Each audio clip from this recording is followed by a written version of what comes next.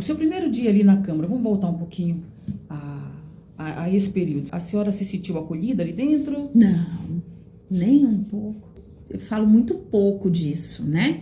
Mas como isso já é algo superado, eu acho que pode ajudar até outras pessoas. Porque, pra mim, Ana, estar mulher na política sem ter um pai, sem ter uma família, sem ter um histórico de vínculo com a política, é muito desafiador, né? Então, era novata, agora já não me considero mais a novata, mas era novata, chegando uma menina que nunca tinha participado de pleitos, bonitinha, e que, na concepção da maioria, estaria ali para fazer uma decoração figurativa.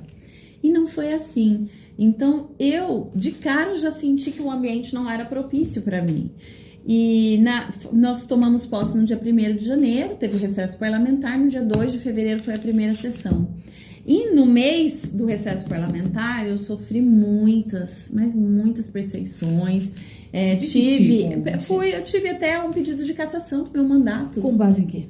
Com base, e aí foi quando eu entendi que esses pedidos, eles não são feitos em base de nada, mas sim por estarem um lado, né? Minha igreja tem um projeto social, eu participava muito de ações sociais com a primeira-dama, e eles colocaram o fato de uma cesta básica ter sido entregue, e dentro do processo, nenhuma das justificativas, fotos que anexaram, não tinha nada a ver com política. E assim, tanto que, obviamente, eu ganhei na justiça, todas as comprovações foram feitas. Então, ali eu percebi, eu falei, não se trata sobre o que eu vou fazer, mas só o fato de eu estar posicionada deste lado de cá, contra o lado de lá. Então, e aí teve aí falaram das minhas, que eu tirei 10 dias de férias, e falaram que eu já estava usando recurso público, eu não tinha nem recebido ainda. Todos os anos, em janeiro eu tiro férias. E eu sempre tirava férias de 20 dias, e foi pela primeira vez que eu tirei 10 dias, e fui criticada quando a Câmara estava em recesso, minha equipe toda trabalhando, porque eu comecei a trabalhar no ano anterior, enfim. Mas isso me gerou muitos conflitos. Na primeira sessão eu tive uma crise de pânico. Foi quando eu descobri o que é crise de pânico. Eu tive uma crise de pânico, achei que a ambulância ia entrar lá na sessão, ia me levar, eu já tinha visto toda a cena, porque eu tava passando mal, eu falei, eu vou passar mal, vou ter um ataque, eu não tinha ar, não conseguia respirar, e eu falei, o SAMU vai entrar, deixa eu só pensar, quem que vai me ajudar? Eu tava num banheiro, passando muito mal, sem o celular, a hora que eu entrei pra pegar o meu celular só pra falar assim, estou passando mal, chamo o SAMU, eu me deparei com um vereador falando um discurso, e naquele momento, aquele sufocamento, aquele que eu realmente, eu não sei, quem já teve crise de pânico sabe que a sensação é de morte.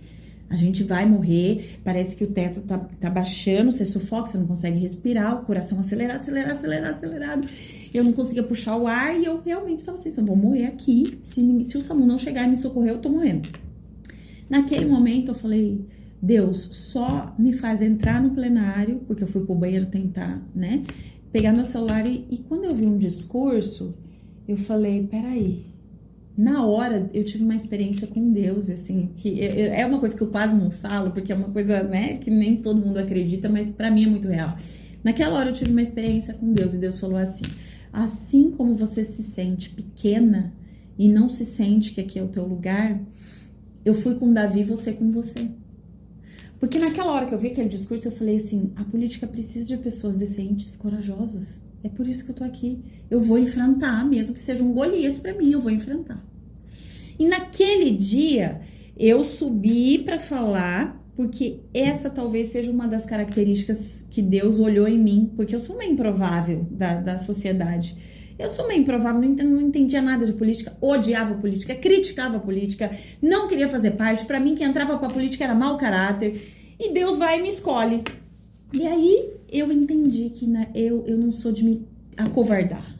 Eu tenho medo, como todo mundo tem, inseguranças, receios, me sinto indigna, me sentia. Mas eu falo, eu vou. Se Deus fala assim, vai, eu vou. E aí eu fui subir e falei, esse lugar eu vou me apropriar, enquanto Deus quiser que eu esteja aqui. E ali eu me senti, de fato, eu vivi uma loucura, assim, como se eu estivesse o plenário, o microfone. Como se estivesse diante de Como se eu Golias. estivesse diante de Golias. E eu me sentindo pequena, e aquele gigante, aquele teto parecendo que ia descendo em mim. Eu falei que eu morra, mas eu vou morrer lutando. E se eu realmente for o Davi, eu vou vencer. E tem sido essa construção. Então foi a primeira vitória, que foi a vitória interna. A vitória da visão de quem eu sou. A vitória de me apropriar desse lugar. A vitória de acreditar que mesmo me sentindo um nada, ou sentindo assim, cara, eu não tinha que estar aqui, que eu não sou boa pra estar aqui, que eu não combino com ninguém que tá aqui. Eu poderia me levantar e fazer um bom trabalho. E é o que me sustenta.